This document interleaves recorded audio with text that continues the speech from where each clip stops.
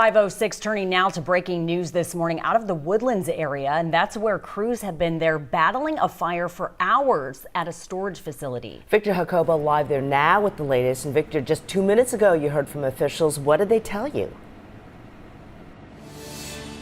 Yeah, Sherman and Steph, we got some new information about this fire. We're on Sawdust Road, just west of the North Freeway. This is a storage facility behind me, and we got an update about how just severe this fire has been. I'm gonna step out of frame so you can kind of get a look at the scene here. There are just several agencies responding to this fire at this self-storage. You can likely see a little bit of that smoke peeking over in the distance from this facility here.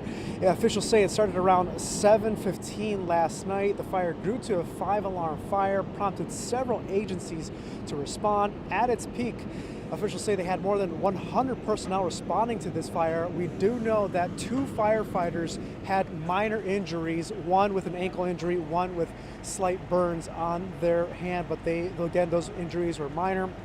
We did hear from officials earlier in the overnight hours that the fire was so intense at times that it required crews to swap out in shifts in order to give them adequate time to recover.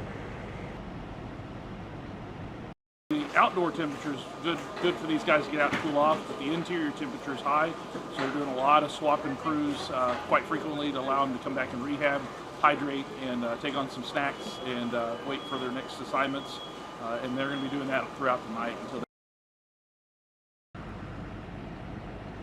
Now again, this fire started yesterday evening, but from the update we got from officials just a few minutes ago, right before we came on the air, they said that they are still extinguishing the fire, even though it doesn't look like much behind me right now. They say inside each storage unit, there's still a lot of burning still happening, so they don't really have a strong exact estimate of when they expect this fire to be out, so they're still working on that.